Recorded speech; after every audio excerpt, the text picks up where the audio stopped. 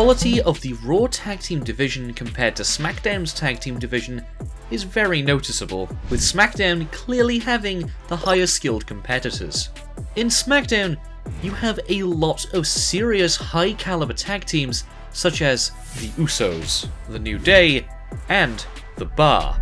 But on Raw, you have the exact opposite.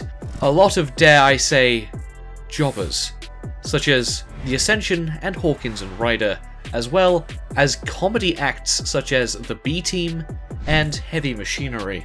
This guy right here, he said you looked like a pig? Pig! And this one right here said you looked like a bowling ball on top of a boulder? And they said that you were digging in the dumpster for cheeseburgers. Cheese! Funny, huh?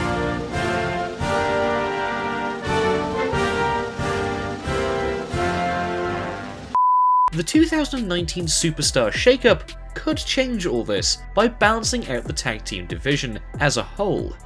Since the New Day and the Bar have already seen a brand switch, our pick is the Usos going to the Red brand. With the recent news of the twins signing new WWE contracts, a move to Raw could be on the horizon for the duo and should definitely help boost Raw's disappointing tag team division. With the arrival of the Usos on Raw, every tag team will be on lockdown in the Uso Penitentiary. Welcome to the Uso Penitentiary!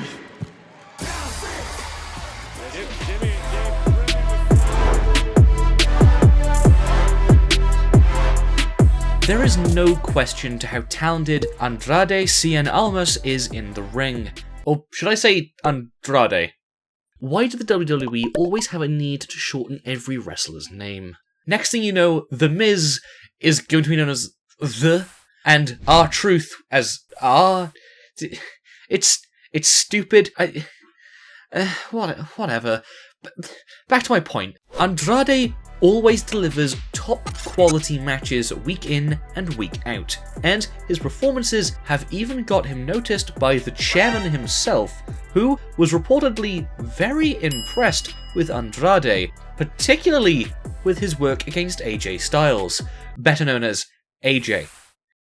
It seems Andrade could work well on either brand, so maybe a fresh new start on Raw might just be what he needs, as he hasn't really done much after his feud with Rey Mysterio, better known as Rey. There is of course the danger of moving from SmackDown to Raw to only get buried down the card, as we've seen with Bobby Roode, Bray Wyatt, and most notably, Jinder Mahal.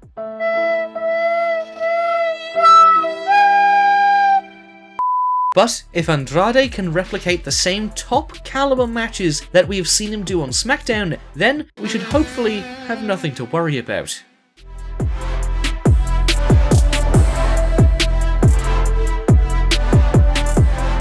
If I was to describe Finn Balor's WWE career using a graph, it would look a little something like this.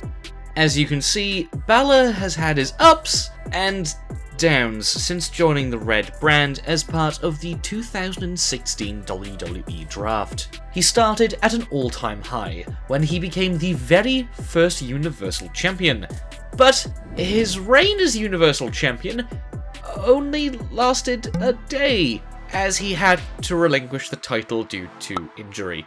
Trying to get back into the main card position after spending months on the shelf has proved to be difficult for Balor though, as he has had fewer title opportunities than he has had carbs, and that's saying something. For the love of God, man, eat a carb. There's like a vein in there. However, Finn Balor is slowly starting to build back his momentum, as we saw from his epic David vs Goliath match against Brock Lesnar, Balor winning a 2-on-1 handicap match against Bobby Lashley and Jinder Mahal, and him actually winning a title, the Intercontinental Championship, after 2.5 years of absolutely nothing. As of now, it seems Balor has settled at a mid-card position on Raw, so a move to SmackDown could do Balor some good, and place him into the main event scene, where we all know he definitely belongs.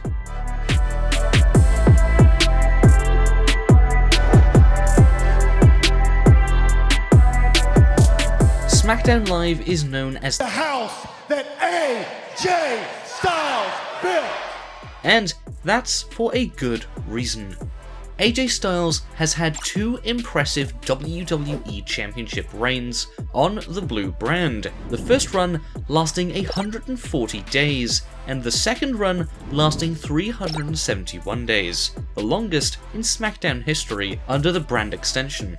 Styles has pretty much feuded with everyone on the SmackDown roster, with the likes of Randy Orton, Samoa Joe, Daniel Bryan, Shinsuke Nakamura, Kevin Owens, Shane McMahon, and, who could forget, Styles' toughest opponent to date, James Ellsworth. What the hell is that?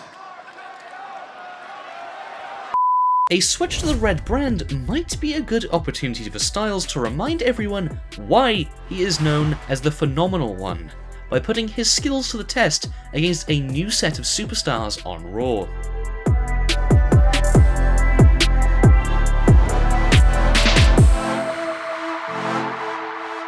Seth Rollins did the unthinkable when he slayed the Beast to become the new Universal Champion at WrestleMania 35. But you might be thinking, what's next for Brock Lesnar?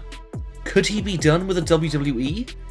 Will he ever show up on a regular basis? Nope. Speculation has led us to believe that the Beast may be switching to the blue brand in an effort to boost ratings for SmackDown Live. The reason behind this change is due to Fox TV signing a reported $1 billion deal to start airing SmackDown starting from October this year. And what better way to boost ratings by using a guy who shows up like, I don't know, 8 times a year.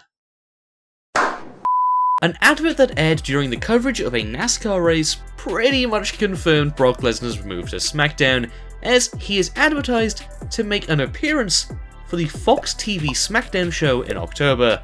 I guess we'll just have to wait and see what this year's Superstar shakeup has in store for us. Pull up outside and meet me. About drugs, what boots or GP? About plug, what AC, DC? About tug, what ropes in PE? About slugs, what garden, greenleaf? Chat about guns, you wish fam, genie. Piss yourself every time man see me. Soon as I say bonjour fam, wee wee. Pull up them stats and see please. On road, online and TV. Do-rag, cane roll or big greasy. Afro like Risky Rose DVD. You're a Game Boy Color, I'm PC. You can take part but you can't compete, see? Cause man's foundation, you can't beat me. Better luck next time, GG. Pull up vinyl or CD. Either one fam, bust that wheelie. At your door like Sky or BT. Shake man up, get grimy and greasy. Road runner done told man, meet. RT1, not a dyno GT. One wheel up to the sky like ET. Jake 100 style.